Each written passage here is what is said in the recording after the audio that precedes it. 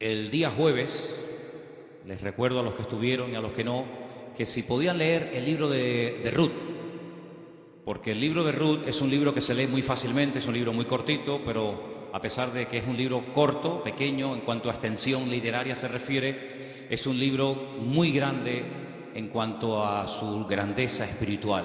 Encontramos unas lecciones realmente maravillosas, ¿eh? Así que en esta tarde vamos a disfrutar de la exposición de la palabra a través del libro de Ruth y vamos a orar en este momentito para pedir la bendición del Señor. Queremos, como siempre, dar la bienvenida a todos, especialmente a los que probablemente esta tarde estén por primera vez. Yo veo caras nuevas en esta tarde, espero que estén a gusto, que estén cómodos y que podamos disfrutar todos de la palabra del Señor en este momento. Padre Celestial, te damos muchas gracias por este tiempo hermoso de alabanza y adoración que hemos tenido. Gracias, Padre, por este lugar que tú nos has provisto para alabar y adorar tu nombre. Queremos pedirte en esta tarde que bendigas, Señor, este estudio de tu palabra, que seamos buena tierra donde pueda ser sembrada tu bendita y poderosa palabra. Quita todo obstáculo, todo impedimento, abre nuestra mente, nuestro corazón, nuestro oído espiritual, para que podamos aprender y descubrir las maravillas de tu palabra, Señor. Ponemos delante de ti, pedimos tu bendición, que todo cuanto aquí se haga y se diga sea para tu gloria y tu honra. Gracias también por los hermanos de diferentes naciones que en este momento a través de internet están en sus hogares, en sus países, también escuchando tu palabra. Bendícelos también a ellos y a todos y a cada uno de nosotros. Aquí estamos para aprender de ti. En el nombre de tu amado Hijo Jesús. Amén y amén. Vamos al libro de Ruth, por favor, rápidamente. Ya se han leído unos versículos en esta tarde. Para los que han leído el libro, saben perfectamente que es un libro que está a continuación de la historia de los jueces, lo cual no significa que ya la historia de los jueces pasó al pasado, a la historia, y comienza una etapa nueva, sino que la historia de la familia de Elimelech y su esposa, Noemí, y de sus hijos, se lleva a cabo durante el período de los jueces. La mayoría de los comentaristas dicen que pudo ser, por lo que a continuación les voy a leer, que lo que le ocurrió a Elimelech y a Noemí y a su familia fue probablemente durante el tiempo de Gedeón, el juez llamado Gedeón. Por una sencilla razón, porque dice en el libro de los jueces que durante el tiempo de Gedeón, el pueblo de Israel hizo lo malo ante los ojos del Señor. Y el Señor ya les había dicho muy claramente que una de las cosas que le podían ocurrir en el futuro, que de hecho ocurrió, es que vendría hambre a la tierra. Y curiosamente, si leemos la historia de todos y de cada uno de los jueces, que es una historia de casi 300 años, muy larga, encontramos que en el tiempo, en el periodo de Gedeón, fue cuando hubo hambre. Dice que eran los madianitas, que subían de su país, subían de la parte donde ellos estaban, y dice que subían justamente en el tiempo de la cosecha y arrasaban con todo. Dejaban al pueblo muerto de hambre, el pueblo entró en una crisis económica, la gente tuvo que ir al monte a esconder en cuevas, y es cuando ellos claman al Señor y el Señor levanta a Gedeón. Así que ya nos hemos situado. La historia que vamos a contar esta tarde se llevó a cabo probablemente durante el tiempo del juez llamado Gedeón. Los personajes principales que aparecen en el capítulo 1 ya los conocéis. Elimelech, que es el padre de la familia, cuyo nombre significa mi Dios es rey. Eli, mi Dios, Melech, rey.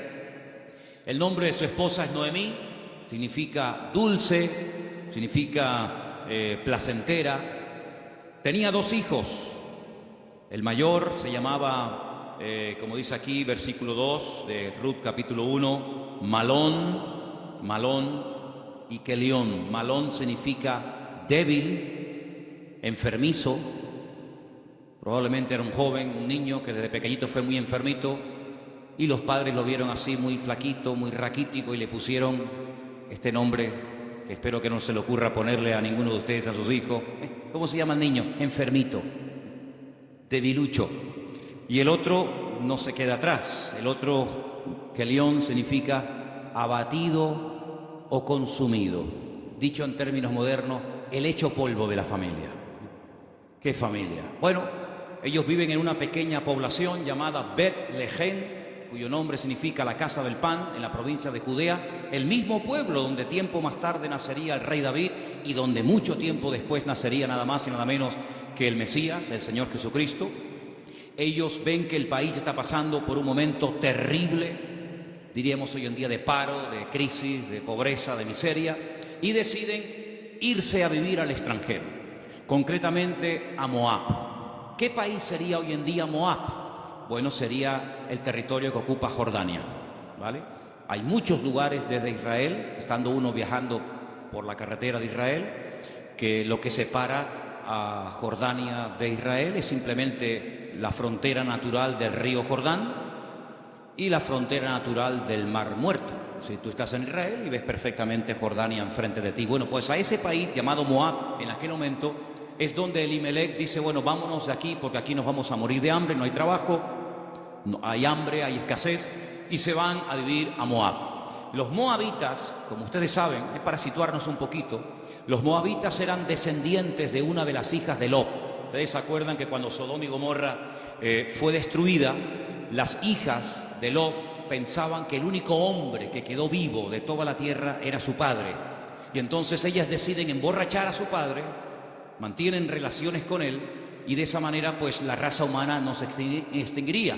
Y entonces una queda embarazada, la mayor, su hijo lo llaman Moab, de ahí vienen todos los moabitas, todos los que son hoy en día de Jordania, y también los amonitas, la otra hija. Eran idólatras, el dios principal que se adoraba en Moab era Quemos, una idolatría terrible, y a ese lugar, simplemente porque hay trabajo y simplemente porque hay comida, sin importarle el ambiente espiritual donde va a meter a su familia, allí se va Elimelech, el aventurero, y claro, con el paso del tiempo, lo que pareció o empezó muy bonito, termina en una auténtica tragedia. La Biblia nos enseña que el padre muere, Elimelech muere, no sabemos de qué, Noemí quedó viuda, pero tenía 2 hijos, y los hijos eran los responsables de cuidar de sus padres cuando estos eran mayores o quedaban viudos. Pero con tan mala suerte, dirían algunos, que sus 2 hijos, da a entender el texto que murieron los 2 en el mismo tiempo, el mayor y el menor.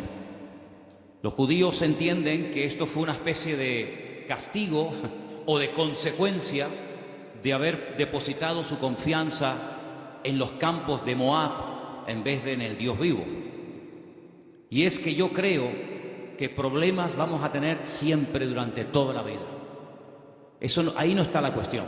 La pregunta es, ¿cómo vamos a reaccionar los creyentes cuando tengamos problemas? Porque como reacciona la gente del mundo, ya lo sabemos. Pero ¿cómo debe de reaccionar un hijo, una hija de Dios, una familia cristiana, creyente en el Señor, cuando vienen tiempos difíciles? De paro, de enfermedad, de muerte, de separaciones de los padres o problemas económicos. ¿Cómo vamos a reaccionar ante la adversidad? Bueno, no se le ocurrió otra cosa a Elimelech que decir, vámonos de aquí y nos vamos a Moab y empezamos de cero. Bueno, esos eran sus planes, pero dice la Biblia que a veces nuestros pensamientos no son los pensamientos de Dios. Y allí, de la noche a la mañana, hermanos, aquello que empezó tan bonito terminó siendo una auténtica tragedia. 3 viudas: Orfa, la que se casó con uno de los hijos de Elimelech y Noemí; Ruth, la otra que se casó con otro hijo; y también Noemí. 3 mujeres solas ante el peligro. En aquella época no había pagas, ni había ayudas del gobierno ni del Estado para mujeres viudas. Ya el Señor en su palabra, como vamos a ver en esta tarde, había organizado un sistema para ayudar a los más necesitados, a los colectivos más desfavorecidos, como eran las viudas, los huérfanos, también, como no, los extranjeros. Vamos a verlo dentro de un momento. Pero Noemí decide regresar. Ahora, si ustedes han leído detenidamente el libro, se van a dar cuenta que lo más probable es que las propiedades, sobre todo las tierras que eran en su día de Elimelec, él las tuvo que vender o hipotecar para poder marcharse con su familia al extranjero. Eso es algo que ha hecho muchísima gente que han venido de otras naciones. Tal vez en esta tarde hay alguien aquí entre nosotros que dice, pues eso es lo que yo he tenido que hacer. He tenido que hipotecar mi casa o pedir un préstamo a un banco o vender un terreno que yo tenía en Bolivia, en Argentina, en Ecuador, en Brasil o donde fuera para poder venir a España, a Europa y empezar una vida nueva. Evidentemente eso lo tuvieron que hacer ellas, porque después vamos a ver que efectivamente eso fue lo que pasó. Así que ya no tienen propiedades, ya no tiene marido, ya no tiene hijos y ahora no solamente está viuda, sino que ahora ya tiene unos cuantos años encima y el presente y el futuro es realmente terrible, terrible. Las dos nueras le dicen, no te preocupes, nosotras vamos a ir contigo, te vamos a apoyar, te vamos a sustentar, pero hay un momento en el que Noemí se vuelve y les dice las siguientes palabras. Estamos en Ruth capítulo 1. Noemí le dice en el versículo 8 a sus dos nueras, andad, volveos cada uno a la casa de su madre, que el Señor haga con vosotros misericordia, como la habéis hecho con los muertos, sí, con vuestros maridos y conmigo. Que el Señor os conceda hallar descanso, cada uno en la casa de su marido. Luego las besó y ellas alzaron la voz y lloraron. Realmente la tristeza, el desánimo, la depresión, la angustia, el miedo se había apoderado de estas tres pobres mujeres. Y ellas le dijeron, versículo 10, ciertamente nosotras, fijaros tan plural, nosotras iremos contigo a tu pueblo. Verso 11, Noemí les respondió y les dijo, volveos, hijas mías, ¿para qué habéis de ir conmigo? ¿Tengo yo más hijos en el vientre que puedan ser vuestros maridos? Volveos, hijas mías, e idos, porque yo ya soy vieja para tener marido.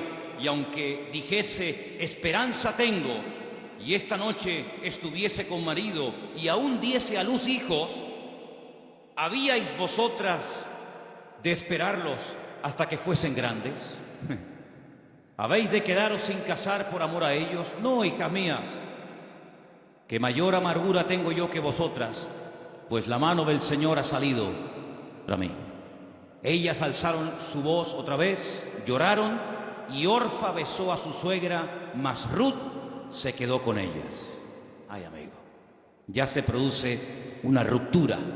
Ya no son las tres las que están como una piña. Al fin y al cabo las tres tienen un denominador común, son viudas, tan solas en la vida. Sino que ahora dice la Biblia que una de ellas, Orfa, cuyo nombre significa terca o testaruda, toma una decisión.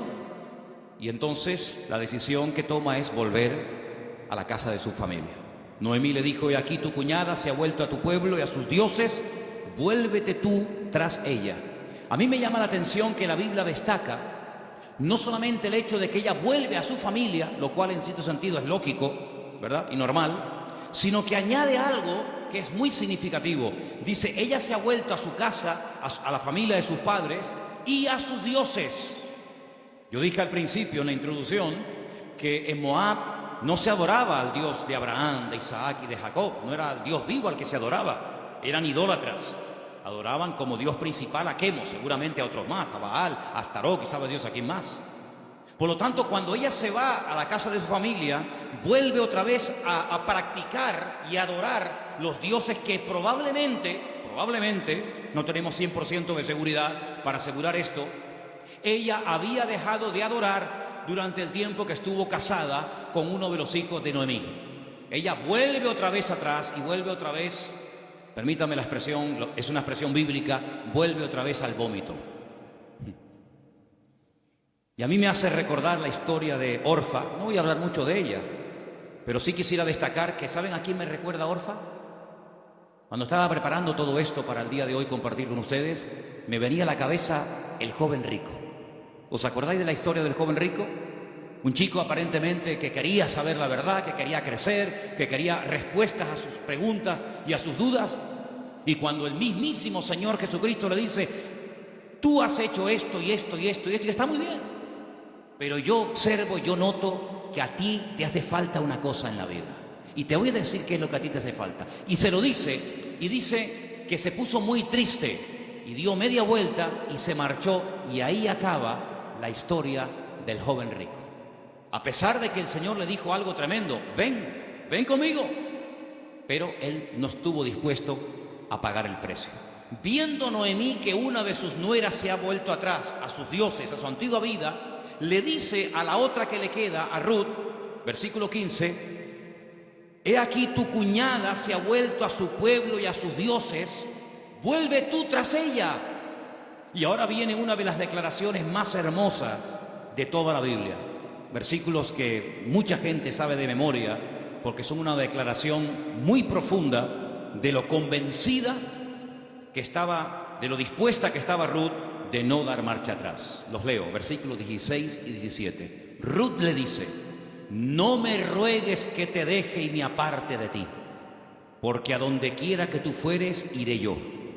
Donde quiera que vivieres, viviré. Tu pueblo será mi pueblo, y tu Dios será mi Dios. Donde tú murieres, moriré yo, y allí seré sepultada. Así me haga el Señor y aún me añada, que solo la muerte hará separación entre nosotras dos. ¿Cuántos dicen amén? Y allí se van estas dos mujeres. Claro, lógicamente Noemí es mucho más mayor que Ruth, pero allí emprende una aventura rumbo a lo desconocido. Se va Ruth a un país que no conoce, solamente de oídas, donde las costumbres, la religión, por decirlo de alguna manera, las leyes son completamente diferentes a la cultura, al país en el cual ella ha vivido durante toda su vida. Pero allí se va dispuesta a adorar al Dios de Noemí.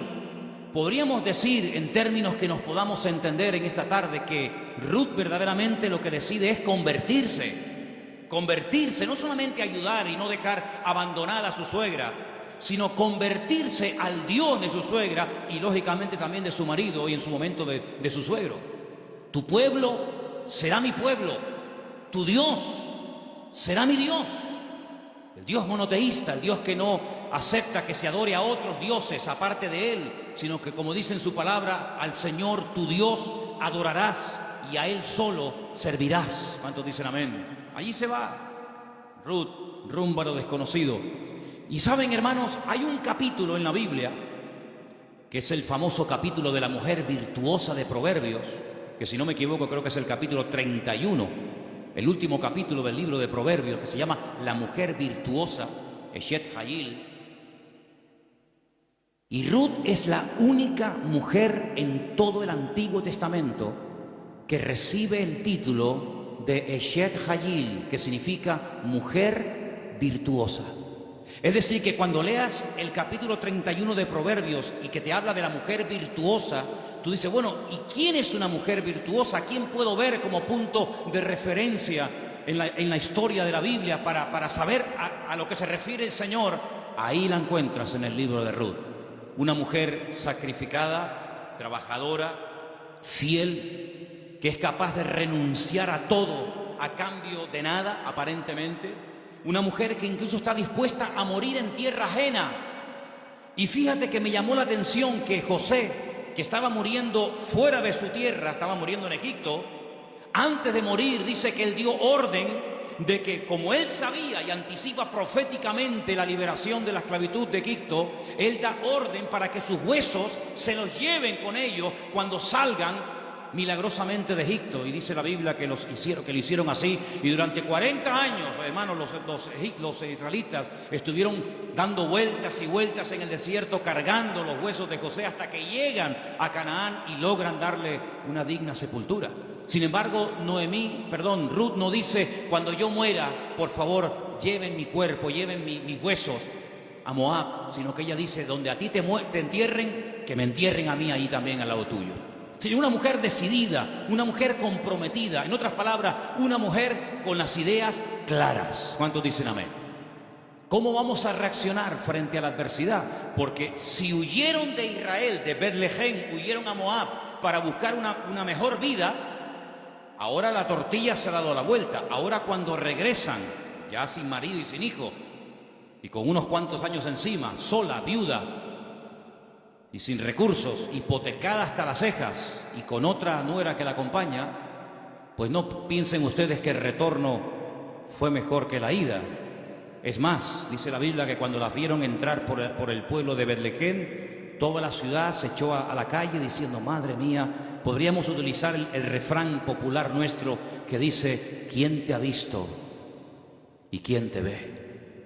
La mujer salió, o las mujeres salían al encuentro a saludarla y le decían: Noemí, Noemí, tantos años sin saber de ti, vienes sin marido, vienes sin hijo, vienes enferma, golpeada, herida por la vida. Y ella decía: no, por favor, no me llaméis nunca más, no me llaméis más Noemí, porque yo no tengo placer, no tengo contentamiento, ya no me alegra, ya no me llena nada en la vida. Por favor, llamadme Mará, Mará, que significa mujer amargada o afligida. ¿Qué te parece? Y ahora uno dice: bueno, ¿y ahora qué? ¿Ahora qué? ¿A qué se van a dedicar estas mujeres?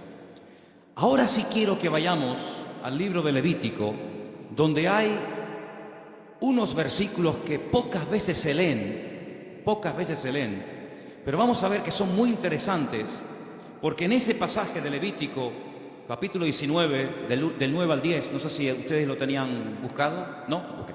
Capítulo 19 de Levítico, vamos a leer una ley que solamente existía en el pueblo de Israel en aquel tiempo, y es una ley tan extraordinaria, tan increíble, que fue lo que ayudó en cierto sentido a restaurar la vida de Ruth y de Noemí en aquel nuevo país para ella. Levítico capítulo 19, versículos 9 y 10, el Señor dice en su palabra: cuando ciegues la mies de tu tierra, no segarás hasta el último rincón de ella, ni espigarás tu tierra segada. No rebuscarás tu viña, ni recogerás el fruto caído de tu viña. Para el pobre y para el extranjero lo dejarás, dice el Señor. ¿Qué es lo que hacía la gente? Cuando iba a coger la cosecha, arrasaban con todo. Y si se caía un racimo de uvas, o se caía una espiga de trigo, o de cebada, o de lo que fuera, daban marcha atrás y lo recogían. Y si alguien se metía en aquel campo después del tiempo de la siega, estaba pelado, no había nada. Sin embargo, el Señor dice: ustedes van a ser diferentes. Esto es una ley donde el Señor muestra su amor y su compasión por el pobre, por el huérfano, por la viuda, por el extranjero, por el que no tiene prácticamente ningún recurso para buscarse la vida, como el caso de Ruth y de Noemí. Ustedes, cuando vayan a segar, no sean avariciosos, no quieran acapararlo todo. Oye, si se cae una espiga, déjala. Si hay un rinconcito que no quieres, digamos, cosecharlo, meter la hoz, déjalo ahí en un rinconcito, para que cuando ustedes terminen, pues puedan entrar los que no tienen tierra, los que no tienen trabajo, las viudas, los extranjeros, los pobres, los huérfanos, y puedan de alguna manera conseguir algo para llevarse a la boca. Y eso es lo que utiliza Ruth. Como ella sabe, evidentemente por los labios y por la influencia buena de Noemí sobre ella, le dice: vete a espigar, vete hoy a buscar la vida. Noemí, ¿a dónde va a ir la pobre? Si la pobre ya está vieja, está enferma, está cansada, está desanimada, pero allí se va Ruth. Y si ustedes han leído el libro, dice que se va antes de la salida del sol, y cuando llega la noche aún está espigando en el campo. Es increíble. Ella podía haber recogido menos, pero ella está recogiendo para ella y también para su suegra Noemí. Y hay un momento en el que la invitan a comer. El dueño del terreno, un tal Booz, del cual hablaremos ahora, dice ¿esta mujer quién es? Dice: esta es la nuera de Noemí, lleva todo el día trabajando. Dice: denle de beber agua. Y cuando llega la hora del almuerzo, cuando llega la hora de la comida, la Biblia dice que la invitan a comer. Y ella dice que comió hasta saciarse, pero hay un momento en el que le sobra comida, y en vez de tirarla a la basura, como la mayoría de la gente hace cuando le sobra comida, dice que ella la guarda. Y cuando llega a la noche a la casa de Noemí, dice que le enseña un efa. Un efa son 35 kilos. en este caso de cebada, y dice, mira, esto es lo que yo hoy he espigado, después lo he tenido que desgranar para hacer la harina, y no solamente eso, sino que te traigo la comida que me sobró al mediodía, te la traigo para que tú comas. Cuando le pregunta a la suegra, ¿en qué campo tú has estado hoy? ¿Dónde has trabajado? Y le dice, he trabajado en el campo de un tal Booz y me ha tratado muy bien. Le ha dado orden a sus criados, a los jornaleros, de que no se metan conmigo, de que no se rían de mí, de que me traten bien, de que no me hagan pasar vergüenza. Y le dice Noemí, pues si en ese lugar te ha ido bien, sigue ahí. Eso me llama mucho la atención. Dice, no cambies de campo. Si en un sitio te ha ido bien, ¿para qué ir a otro sitio? Ayer estábamos en el sur y hablando con un señor venezolano que ha montado un negocio, me dijo una frase que yo en mi vida había oído y nos gustó mucho y nos impactó. Y dijo, nunca vuelvas al lugar donde un día fuiste feliz. Porque si vuelves a un lugar hace años donde fuiste feliz, nunca más volverás a experimentar la felicidad que añoras. Y me impactó aquello. Y me vino a la cabeza el texto que dice, nunca digas que los tiempos pasados fueron mejor que el tiempo presente. Dice, porque no hablarás con sabiduría. Pero Noemí se da cuenta de que hay un hombre que se llama Booz, y resulta que se da cuenta la viuda Noemí de que ese tal Booz, cuyo nombre significa mi fortaleza, resulta que es Goel. Ahora hablaremos de esta palabra, que es una palabra de vital importancia en la Biblia. Aprendan de esa palabra. Viene del verbo Gaal. El verbo Gaal en hebreo significa libertar. Goel es la palabra que se traduce al castellano por la palabra redentor. Ahora vamos a ver lo importante que era la figura del Goel, porque en cierto sentido vamos a ver que Booz es un tipo de Cristo. Fíjense qué importancia tiene esto. Resulta que había una ley, que vamos a leerla, hemos leído la ley de la siembra, de dejar trozos para los pobres, para las viudas, pero en Deuteronomio capítulo 25 hay una ley muy interesante que yo no sé, si la tuviéramos que poner en práctica nosotros hoy en día, si estaríamos dispuestos a cumplir con esto. Yo no sé, pero es muy interesante, no sé si alguna vez la has escuchado. Dice así, Deuteronomio capítulo 25, del versículo 5 en adelante. Dice así la palabra, escucha. Cuando hermanos, varones, habitaren juntos y muriere uno de ellos, como el caso de Malón y Kelión, que eran hermanos que vivían juntos, si muere uno de ellos y no tuviere hijos, la mujer del muerto no se casará con hombre extraño. Su cuñado se llegará a ella y la tomará por mujer y hará con ella parentesco. Y el primogénito que ella diere a luz sucederá en el nombre de su hermano muerto, para que el nombre de éste no sea borrado de Israel. ¿Entendéis, no? Si el hombre no quisiere tomar a su cuñada, irá entonces su cuñada a la puerta, a los ancianos, y dirá, mi cuñado no quiere suscitar nombre en Israel a su hermano, y no quiere emparentar conmigo.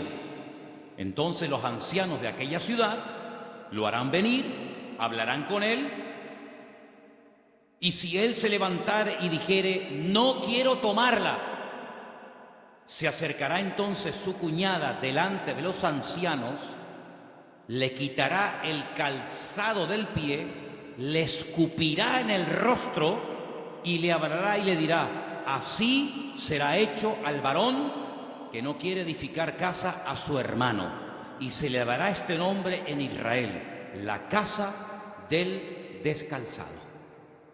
Qué ley tan extraña, ¿no? Dos hermanos y uno de ellos muere sin haber tenido hijos, y para que no se olvide o para que no se quede su nombre borrado en la historia, el hermano vivo, que es el Goel, el Redentor, tenía que casarse con la viuda, y el primer hijo que naciera de esa relación es como si fuera hijo del hermano difunto, para que de esa manera se perpetuara su nombre y para que de esa manera las herencias y las tierras no se diluyeran en el espacio y en el tiempo. Y esto es lo que le ocurre a Ruth. Ruth resulta que se casó con un judío, con un hombre de Belén de Judea, pero ella no tuvo hijos con él. Su hermano, es decir, su cuñado, también murió.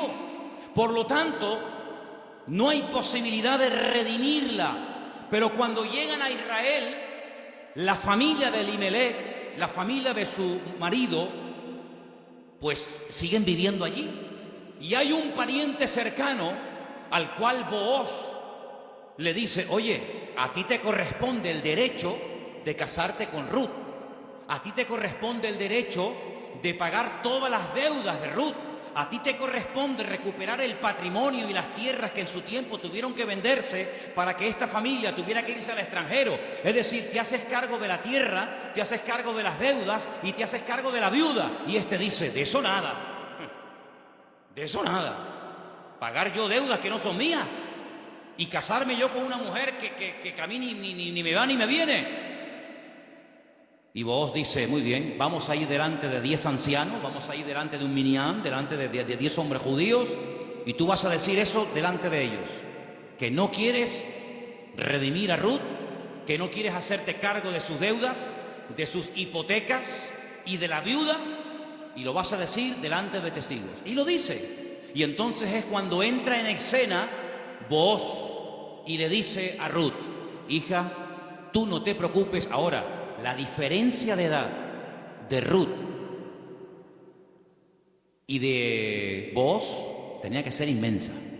Algunos comentaristas dicen que ese pariente que rehusó casarse con Ruth probablemente era un hermano de su suegro, de Elimelech. Y algunos comentaristas también he oído que opinan que Booz puede ser que también estuviera emparentado con su suegro, de tal manera que ya era un señor mayor, una persona ya de cierta edad, había una diferencia de edad tremenda. Pero él asume la responsabilidad no solamente de casarse con la viuda, sino de pagar la hipoteca y las deudas que la familia dejó y que hay que volver a recuperar las tierras. Lógicamente todo eso costaba dinero.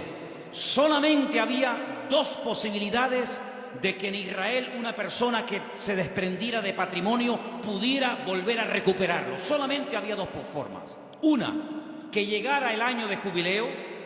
¿El año de jubileo qué era?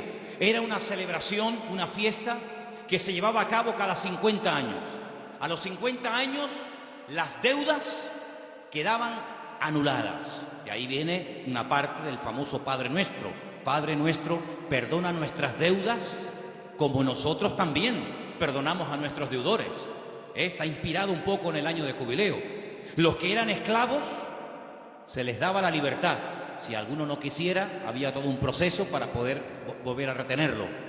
Y si alguien había tenido que vender por cuestiones económicas, por necesidad, una propiedad, un terreno, cuando llegaba el año de jubileo, repito, cada 50 años, bueno, todo volvía otra vez a sus dueños originales.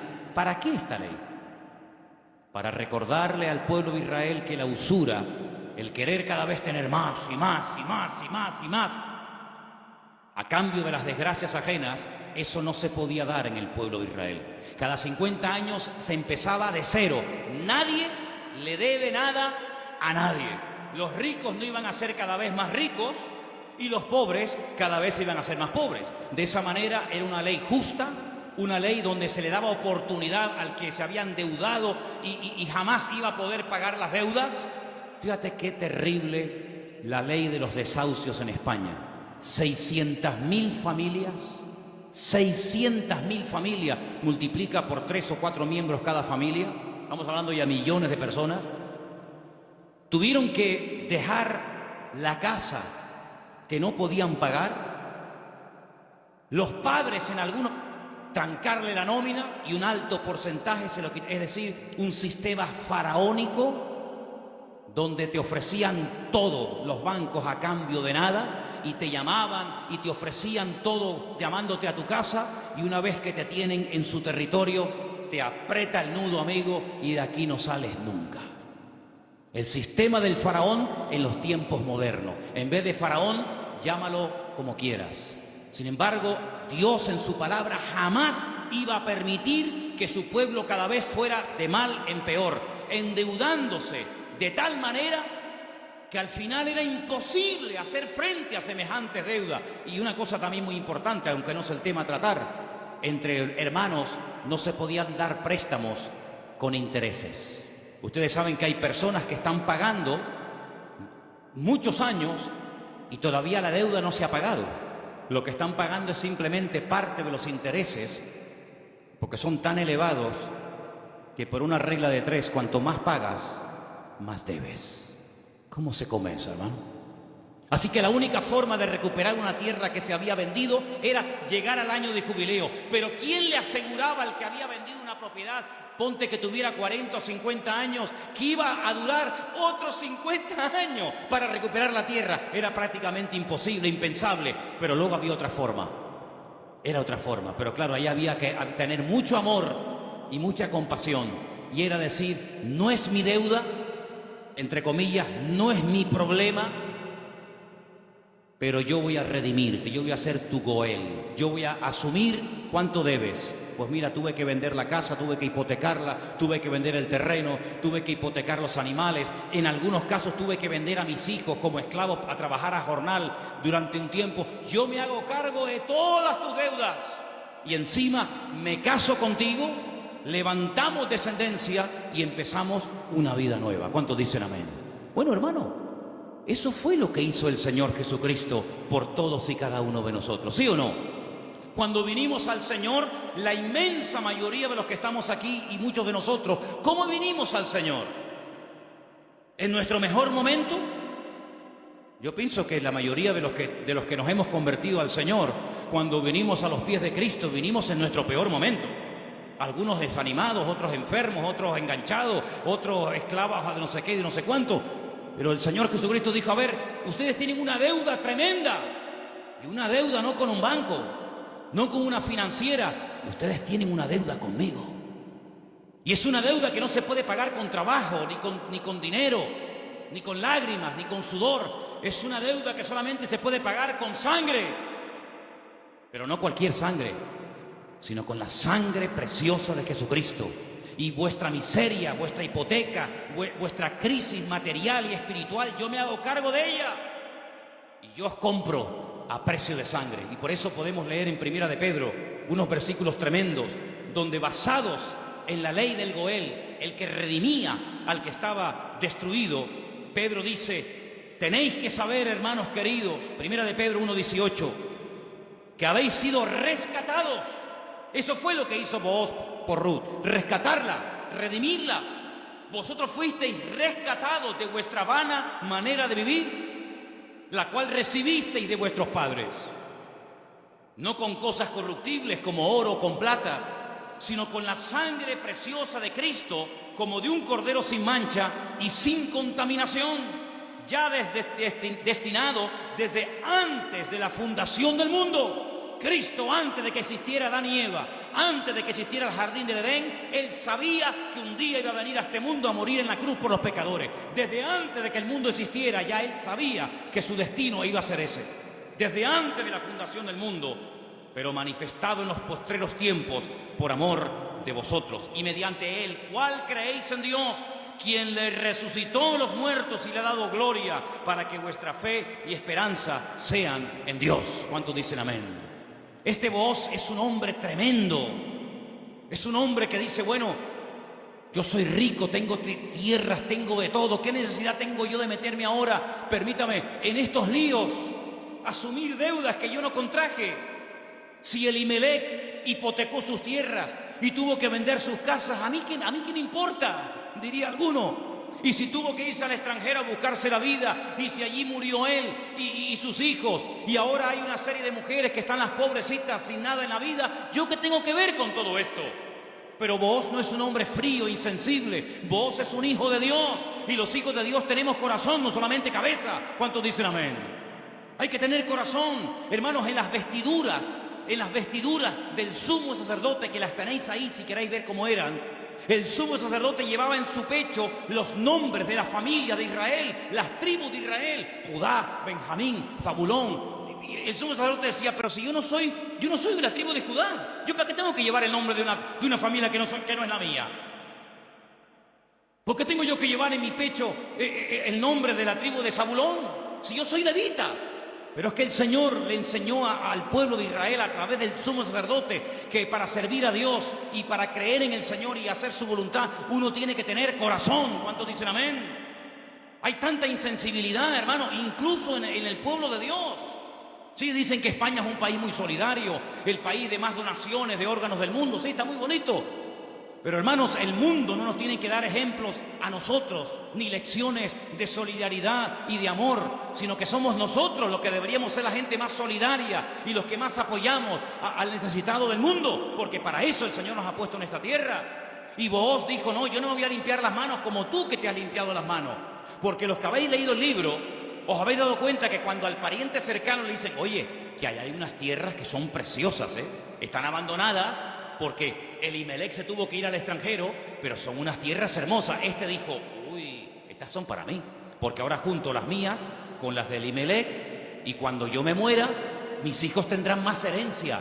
Y tiene unos campos, y tiene unos olivares, y tiene, pero vos le dices: pero espérate un momento. No solamente hay que recuperar tierras y propiedades, sino que aquí hay algo muy importante, y es que aquí hay una vida. Aquí no solamente hablamos de cosas, aquí hablamos de seres humanos. Qué interesante que Faraón decía: llévense las bestias, llévense los animales, pero déjenme las mujeres y los niños aquí. Qué curioso, ¿no? Interesante, ¿no? Y vos dijo: no, si tú no quieres hacerte cargo de esta situación y no quieres coger todo el paquete, sino lo que te interesa, y renuncias, entonces yo hago acto de presencia.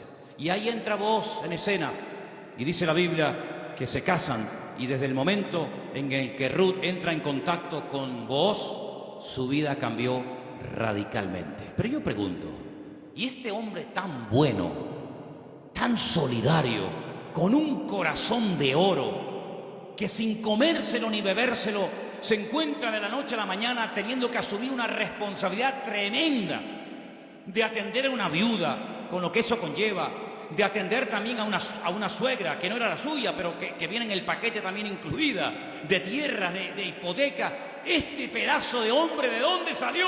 Algunas hermanas solteras que están orando para tener un compañero, un varón en la vida, dice: pero Señor, súpleme un Booz. ¿Dónde están esos hombres? Bueno, yo no sé dónde están, pero yo te digo una cosa: yo sé de dónde salió este. ¿Sabes de quién es hijo Booz? ¿Tú te acuerdas cuando un día el general Josué le dice a dos de sus soldados: vamos a entrar a Canaán, cosa que Moisés no logró hacer? A nosotros nos corresponde ahora entrar y tomar posesión de la tierra. Pero antes de entrar, vamos a hacer algo. Voy a mandar a 2 espías, no exploradores como los que mandó Moisés, que fueron unos inútiles, sino 2 espías, 2 hombres que entren secretamente, y cuando vengan nos digan qué estrategia tenemos que emplear para atacar este pedazo de ciudad con doble muro, cerrada, imposible de conquistar. Y ahí se van estos 2 hombres, y van y se quedan en una casa de prostitución. Y algunos dirán: ¿y cómo 2 hombres del pueblo de Israel se van a semejante lugar? Bueno, no es que fueron a pecar, sino que era el lugar donde 2 extranjeros pasarían desapercibidos perfectamente, porque por allí entraban y salían muchos.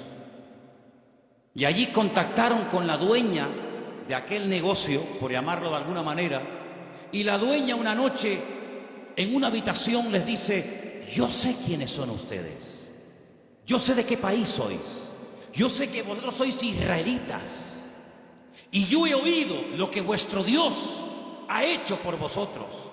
Yo he oído que ustedes salieron de un país llamado Egipto y cuando llegaron a la frontera natural del Mar Rojo que no podían avanzar y el faraón venía detrás, ustedes clamaron al Señor y el Señor les abrió el Mar Rojo y ustedes pasaron por en medio de él. Y cuando el faraón intentó meterse, el Señor cerró las aguas y murieron los ejércitos del faraón. Y ustedes entraron por el desierto y hemos oído lo que el Señor ha hecho por vosotros y por eso la ciudad está muerta de miedo y ha desfallecido nuestro corazón. Yo suplico, yo ruego por amor de vuestro Dios que cuando entréis y toméis posesión de la tierra, porque sabemos, y dice así, sabemos que Jericó va a ser tomada y conquistada por vosotros, que tengáis misericordia de mí y de mi familia. Y estos hombres se quedan sorprendidos porque esta mujer está contando las noticias de hace 40 años. ¿Tú te acuerdas de lo que leíste en el periódico hace 40 años? Bueno, algunos dirán, pero si yo no tengo más que 25. ¿Pero alguien se acuerda aquí de lo que leyó en un periódico hace 40 años? Ella lo tenía fresco en su mente. Vienen a por nosotros, nuestros días están contados. Esta tierra no nos pertenece. Vienen los hijos de Dios, viene el Dios de Abraham, de Isaac y de Jacob. Tengo que tomar medidas preventivas, tengo que salvar mi vida y la de mi familia. Y los espías le dicen, vamos a hacer algo. Si tú no te chivas, si tú no dices que hemos estado aquí, si tú no vas ahora con el cuento al capitán de la guardia o al rey de Jericó, sino que tú mantienes el secreto. Y el día que nosotros entremos en la ciudad, tú estás dentro de la casa con toda la familia que quiere ser salva. Nosotros te protegeremos a ti y a toda tu familia. Y como va a ser esto algo tremendo, porque aquí va a haber una conmoción, un terremoto, esto va a ser un cataclismo terrible, y una ciudad tan enorme, para saber diferenciarla de tantas casas, coge este trapo de color rojo, lo amarras ahí por fuera de la ventana. Yo le diré a los soldados cuando entren a tomar posesión de Jericó, que donde hay un trapo rojo colgado ahí en la ventana, ahí no entren, que esa es la casa de Rahab la ramera. Y dice la Biblia que ella vivía entre un trozo del muro y el otro, entre muro y muro. Toda la ciudad cayó, no cayeron los muros de Jericó, hermano, ¿sí o no? Cayeron los muros de Jericó, pero la casa de Rahab no cayó, pero no estaba en el muro. Pero el que confía en el Señor verá cómo caen a su lado 1000 y 10.000 a su lado. Mas a ti no llegará, dice la Biblia. Toda la ciudad cayó, hermano, como añicos. Pero la casa de Rahab se quedó ahí. Y ella se va a vivir con su familia al pueblo de Israel. Y se casa, dice la tradición, con uno de aquellos espías que se llamaba Salmón. No es que se casó con un pescado. Se casó con un señor que se llamaba Salmón. Y queda embarazada. Y cuando da luz, nace nada más y nada menos que un hijo que le pusieron Booz. Ay, amigo, así que Booz era el hijo de Rahab, la de Jericó. Sí, amigo. ¿Qué te parece? ¿Cómo una persona puede cambiar la vida cuando pone su mirada y su confianza en las manos del Señor? De ser una mujer como era en Jericó, a lo que llegó a ser cuando lees el árbol genealógico, los antepasados de Cristo, en Mateo capítulo 1, te encuentras que en el árbol genealógico de nuestro Señor Jesucristo aparece nada más y nada menos que Rahab, aquella mujer salvada milagrosamente de la destrucción de la ciudad de Jericó. Es que en el libro de Ruth hay algo que predomina, hay un hilo conductor que lo encuentras por todas partes, y es que nuestro Dios es un Dios que es un especialista en restaurar vidas destrozadas. ¿Cuántos dicen amén? No solamente es un Dios que echa fuera demonios y un Señor que levanta al caído y un Dios que sana a los enfermos y que salva a los pecadores, sino que es un Dios que le encanta restaurar vidas destrozadas, y cuanto más difícil, mejor lo hace. ¿Cuántos dicen amén? Dile al que está a tu lado, nuestro Dios es un Dios que restaura las vidas. ¡Aleluya! Nuestro Dios restaura las vidas. ¡Aleluya! Vos, el Goel, el Redentor, asume sus responsabilidades, sabe que el primer hijo va a ser considerado no como suyo, sino como hijo del difunto, del marido de Ruth, pero no le importa, porque él no se quiere llevar la gloria en ningún momento, sino que él quiere hacer la voluntad del Señor. aunque el precio a pagar sea ese. Y por querer preservar el nombre, la memoria, el recuerdo del primer marido de Ruth, este hombre pasa a la historia por ser un gran hombre de Dios. ¿Te das cuenta? Lo que uno siembra es lo que uno cosecha. ¿Cuántos dicen amén? Ahora, no solamente el Goel, el Redentor, era el responsable de pagar las deudas del difunto y recuperar las tierras y casarse con la viuda, sino que hay un elemento que quiero mencionarlo de pasada, no aparece en el libro de Ruth, pero lo quiero comentar, y es que era el responsable de vengar la sangre, era el vengador de la sangre. Es decir, si por ejemplo al marido de Ruth lo hubieran matado, en vez de morir de una enfermedad, como aparentemente parece que murió, lo hubieran matado, Booz tenía la obligación de vengar la sangre del marido de Ruth. Era el que vengaba la sangre derramada inocentemente por cualquier persona. Pero eso no lo quiero tocar, pero también entra dentro de la responsabilidad del Goel. Ahora, hay 3 versículos que vamos a leer en esta tarde que son muy bonitos y muy interesantes, y por favor presten atención. Salmo 119, 154. Defiende mi causa y redímeme, vivifícame con tu palabra. Vuélvelo a leer otra vez, por favor. Defiende mi causa y redímeme, vivifícame con tu palabra. La figura del Redentor, la figura del Goel, estaba tan impregnada en la cultura judía, en la cultura bíblica, que los salmistas, los que escriben salmos y otras porciones de la Biblia, conociendo la importancia de este personaje tan trascendental para poder restaurar vidas destruidas, se inspiran en esa figura, y entonces el salmista, que seguramente es el autor del Salmo 119, el rey David, dice: redímeme, sé tú mi Goel. Fíjate qué importante era la figura del Goel en aquellos tiempos. Proverbios 23:11, por favor.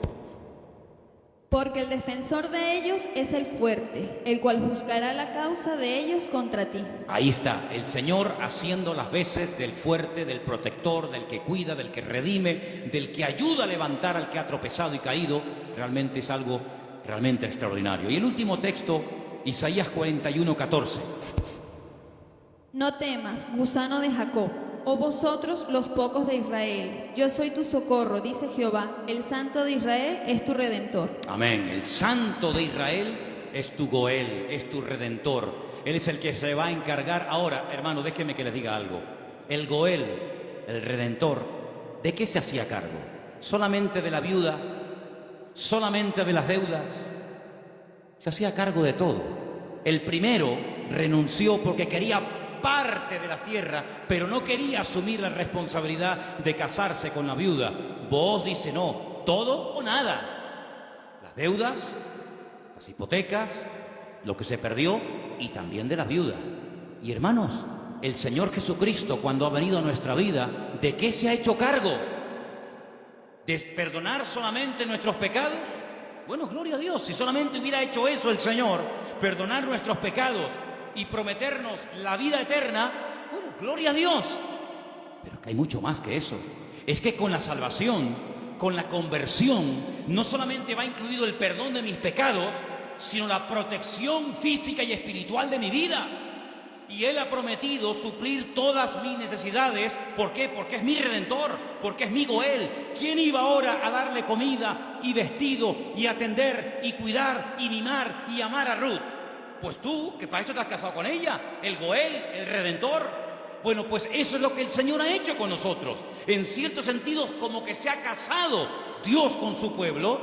A su pueblo le llama su cuerpo. Ese cuerpo tiene una cabeza que es Cristo. Y Él es el que se encarga de todos y de cada uno de los detalles de nuestra vida. Pues yo no entiendo cuando hay creyentes que tienen una fe muy grande para una cosa y luego para otro dudan. Pero que el Señor se ha hecho cargo y ha comprado todo. Tus deudas, tus enfermedades, tus desánimos, tus miedos, tus angustias, tus complejos, tu pecado, todo lo ha comprado el Señor. Y Él va a hacer una obra total y completa en la vida de todos y de cada uno de nosotros. ¿Cuántos dicen amén? Hermanos, en el capítulo 3 del libro de Ruth, en el versículo 1, me llamó la atención leyendo. Yo estuve leyendo en hebreo todo el libro y hay palabras que aparecen que son muy, muy interesantes. Pero hay una que particularmente me llamó la atención. En el versículo 1 dice: después le dijo su suegra Noemí: hija mía, ¿no te he de buscar hogar para ti, para que te vaya bien? Es decir, Noemí dice: yo voy a hacer todo lo posible para que tú a mi lado tengas algún día tu propio hogar. Y busqué la palabra hogar en hebreo, y la palabra que aparece en el versículo 1 aquí traducida por hogar es la palabra Manoah. Y cuando yo veo en el texto que pone Manoah, le digo a Elena: Elena, ¿no hay un personaje en la Biblia que se llama Manoah? Y me dice: sí. ¿Quién era Manoah? Sí, señor. Muy bien, hermano. Era el padre de Sansón, Manoah. Y digo, voy a buscar lo que significa Manoah. Y resulta de que me encuentro que la palabra hogar, Manoah, se puede traducir por descanso, tranquilidad, reposo, quietud y otros tantos sinónimos. Y me pongo a buscar versículos en la Biblia, solamente vamos a leer 2. Me pongo a buscar versículos en la Biblia donde aparece la palabra Manoah y me quedé sorprendido, porque una de las primeras veces que aparece la palabra Manoah, traducida aquí en el texto castellano-español por la palabra hogar, es en Génesis 8:9, y os vais a quedar sorprendidos porque tiene que ver con un pájaro, tiene que ver con un animal. ¿Lo tenéis? Génesis capítulo 8, versículo 9, y dice así. ¿Lo tienen, chicas? ¿Sí? Vamos. Y no halló la paloma donde sentar la planta de su pie, y volvió a él al arca, porque las aguas estaban aún sobre la faz de la tierra. Entonces él extendió su mano y tomándola, la hizo entrar consigo en el arca. Noé no podía consultar el parte meteorológico, no tenía ordenador dentro del arca, no tenía WhatsApp y decir: oye, por ahí donde tú vives. Bueno, es que no podía decir eso porque no había nadie con vida fuera del arca. ¿Y cómo consulto? ¿Cómo me atrevo yo a abrir la puerta del arca y si se me entra el agua adentro? Llevaba un año dentro de aquel barco. ¿Salgo o no salgo? Es que antes de salir hay que tomar medidas preventivas. No te tires a la piscina si no hay agua. No, hermano, eso es fe. No, eso es locura. Eso no es fe. Usted va a la piscina y está vacía. Pues, hermano, el justo por la fe vivirá. Y yo le diría: descanse en paz, hermano. ¡Pum! Ahí se quedó el hermano. Uy, le falló la fe. No, le falló la cabeza. Eso no es fe. Eso es un disparate. La fe no es locura. La fe es certeza, es convicción. No es disparate, ni locura, ni emoción, ni sentimiento. Es seguridad de que lo que voy a hacer, mi Dios me ha dicho que lo haga. Ahora, una cosa es que el Señor me diga: tírate a la piscina, pero no hay agua. Si tú me lo dices, yo me tiro. Pero si tú no me lo dices, yo no me tiro ni loco. ¿Cuántos dicen amén? Muy bien. Noé dice: la única forma de comprobar es mandando una paloma. Y dice que abrió la ventana, la única ventana que había en el arca, suelta la paloma, y dice que la paloma no halló lugar donde reposar. Claro, estaba todo anegado en agua. Todavía no había bajado el nivel de las aguas, y ahí aparece la palabra Manoah. No había reposo, no había un lugar donde poder decir: bueno, aquí me quedo, y aquí crío mis polluelos, y aquí me hago mi palomar, y no sé qué, no sé cuánto. No había. ¿Por qué? Porque las circunstancias todavía no estaban preparadas para salir del arca. Y otro versículo muy conocido, que ustedes se lo saben de memoria, donde aparece la palabra Manoah, es en el Salmo 23, versículo 2. Veamos si queréis el 1 y el 2. Salmo 23, 1 y 2, que se lo saben de memoria, ¿sí o no? Que dice, vamos, dale. Jehová es mi pastor, nada me faltará. En lugares de delicados pastos me hará descansar. Junto a aguas de reposo me pastoreará. Junto a aguas de reposo, allí donde hay calma, donde hay quietud, allí me pastoreará el Señor. Una de las características del Señor es que lo que hace el Señor trae al corazón reposo, tranquilidad, paz. ¿Cuántos dicen amén? Donde hay paz, está el Señor. Donde no hay paz, dudo mucho de que el Señor esté. El apóstol Pablo le decía a los corintios, lo que yo les he enseñado es para poner orden en la iglesia, porque esto me lo dijo el Señor que compartiera, porque en nuestras iglesias lo que caracteriza a nuestras congregaciones es el orden, pero si alguien quiere ser contencioso, allá él. Por lo tanto, hermanos, lo que Noemí le está diciendo a su nuera Ruth es que el anhelo de su corazón es que Ruth logre tener algún día un reposo, que logre tener un sitio de tranquilidad donde sea feliz. Y por eso se traduce por la palabra hogar. Y yo pregunto una cosa, ¿y tu hogar cómo está esta noche? ¿Tu hogar es un lugar de reposo? ¿Tu hogar es un lugar de calma y de quietud y de paz? Porque si no lo es, la culpa no la tiene Pedro Sánchez, que dimitió ayer. ¿O también se la vamos a echar a él? La culpa no es de la izquierda ni de la derecha.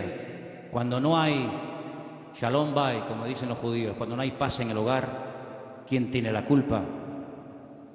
La cabeza. Así que la responsabilidad principal del hombre en el hogar es traer paz al hogar. Y si no la hay, ya sabes lo que tienes que hacer. Entra en tu aposento y tu Padre que te ve en lo secreto te recompensará en público. Si no tienes recompensa en público, es porque hace mucho tiempo que no estás en lo secreto, en lo escondido con Dios. ¿Cómo reaccionamos ante la adversidad? Es el título del mensaje de hoy. ¿Cómo reaccionamos cuando algo va mal? Siempre tenemos la tendencia de echarle la culpa a algo o a alguien. Si no es el pastor, es la mujer del pastor. Si no es la derecha, es la izquierda. Si no es el frío, es el calor. Si no es el que se fue, es el que se quedó. Siempre buscamos un chivo expiatorio al que echarle la culpa. Noemí, hay un momento cuando ella regresa del extranjero que le dice a la población de Betlehem: no me llaméis Noemí, porque la mano del Señor se ha vuelto contra mí. La mano del Señor no está contra ninguno de sus hijos. Simplemente que hay un trato, hay circunstancias, hay situaciones en la vida por las cuales tendremos que pasar, nos guste o no. Pero no tenemos que tener ningún temor, porque lo que permita el Señor en nuestra vida, todo absolutamente está bajo la mano y el control de nuestro Dios. ¿Cuántos dicen amén? Y eso fue lo que consiguió Ruth, un hogar de paz, de quietud y de calma. Y quiero terminar leyendo unos versículos del libro de Ruth, capítulo 4, versículo 11, que fue la bendición que pronunciaron, la bendición que le dieron a los que se casaban ese día, a Ruth y a Booz. Capítulo 4, versículo 11. Dijeron los que estaban allí congregados, los testigos, todos los que estaban en el pueblo, del pueblo a la puerta con los ancianos, dijeron: testigos somos. El Señor haga a la mujer que entra en tu casa como a Raquel y como a Lea, las cuales edificaron casa de Israel, y tú seas ilustre en Efrata y seas de renombre en Belén, y sea tu casa como la casa de Fares, el que Tamar dio a luz a Judá, por la descendencia que de esta joven te dé el Señor. Y Booz tomó a Ruth, y ella fue su mujer, y se llegó a ella, y el Señor le dio que concibiese y diese a luz un hijo. Y hermanos, los últimos versículos del libro de Ruth dicen así, el verso 21, Salmón, el papá de Booz, es decir, el suegro de Ruth, engendró a Booz. Booz engendró a Obed, que significa servidor, el que sirva al Señor. Qué bonito, ¿eh? Obed engendró a Isaí, e Isaí engendró a David. Luego, si no me equivoco, Ruth fue bisabuela, ¿sí?, del rey David. ¡Qué cambio, hermanos! ¡Qué cambio! ¿Cómo empieza el libro? Una familia destruida, una familia que no sabe a dónde disparar, que no sabe a dónde irse. Miseria, hambre, he tenido que hipotecar la casa, he tenido que vender los terrenos, sin nada. a la aventura, ¡ala! Nos vamos a Moab. Y sin tener en cuenta que el Señor prohibía categóricamente la unión entre el pueblo de Israel y otras razas, resulta que sus hijos, hombre, claro, ¿con quién se casaron Kelión y Maleón? ¿Con quién se casaron los hijos de Noemí y los hijos de Elimelech? ¿Con quién? Pues con mujeres del país donde fueran a vivir. Sí, ese es el futuro que le vas a dar a tus hijos.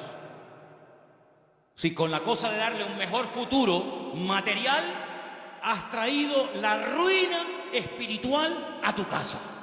Claro, ya sabemos que Dios toma lo destruido, lo roto, lo que no es, para hacer maravillas. Pero ¿para qué te vas tú a Moab? ¿Te vas a meter en la boca del lobo? No, es que ya hay trabajo. ¿Y tus hijos?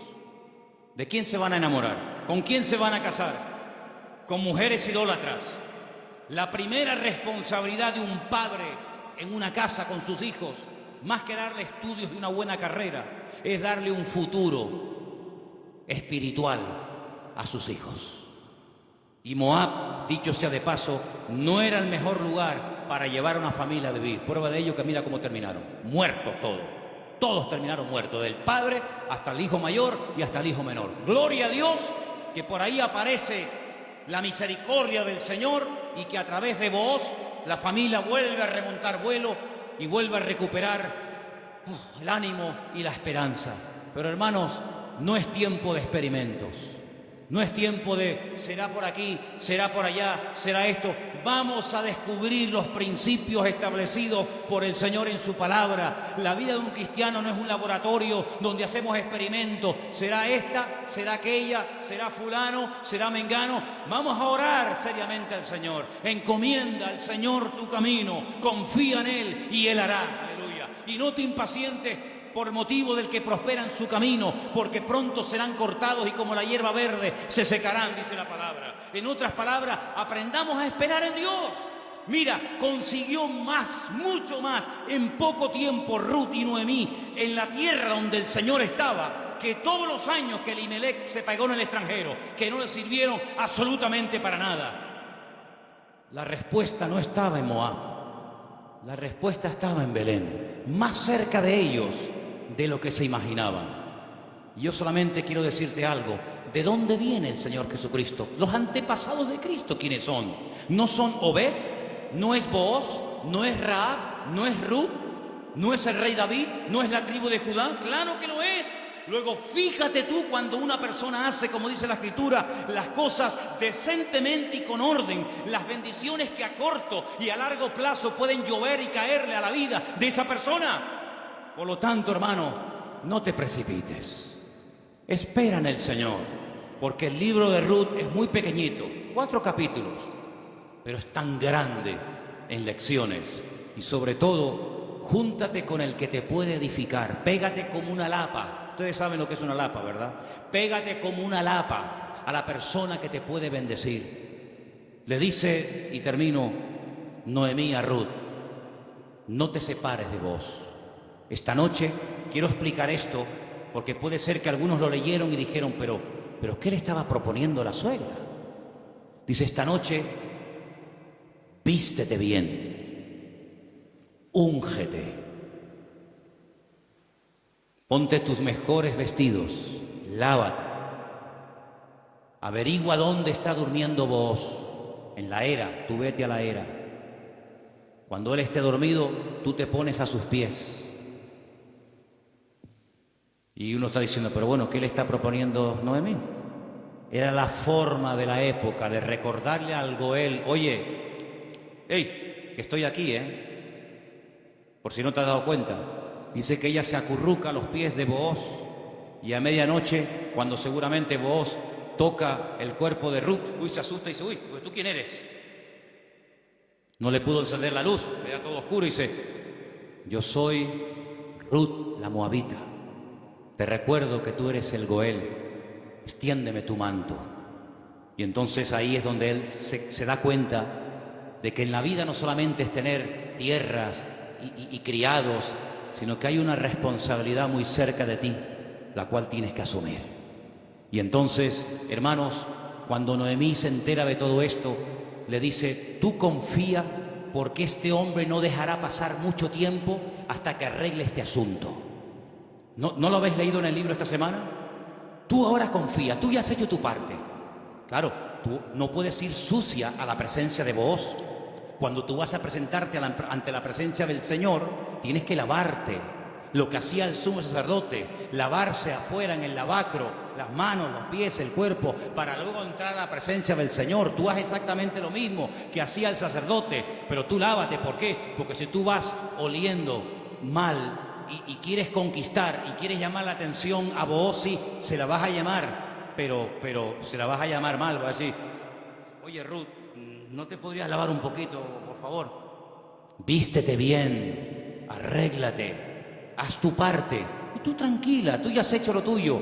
Yo te aseguro de que este hombre no dejará pasar mucho tiempo hasta que este tema sea solucionado. Hermanos, si esa era la confianza que tenía Noemí en Booz, al ser un hombre de Dios, que al percatarse, al estar informado de una situación que solamente él podía solucionar, cuánto más nuestro Padre Celestial nos dará las cosas que nosotros pedimos, y pedimos con fe si sabemos esperar en Él. No dejará pasar mucho tiempo el Señor hasta decir, yo asumo mis responsabilidades, y mi responsabilidad es ser tu pastor, proveer tus necesidades, cuidarte y protegerte todos los días de tu vida. Si Booz se encargó de Ruth, ¿cómo no se va a encargar nuestro Goel, nuestro Redentor, nuestro Rey de Reyes y Señor de Señores, de tus hijos, de tu esposa, de tu trabajo, de tu salud, de tu familia, cuando Él es el Señor Todopoderoso, que todo lo sabe, todo lo conoce, y ni siquiera hemos abierto la boca y ya el Señor sabe lo que mi vida necesita? Por lo tanto, ese fuerte aplauso a nuestro Goel,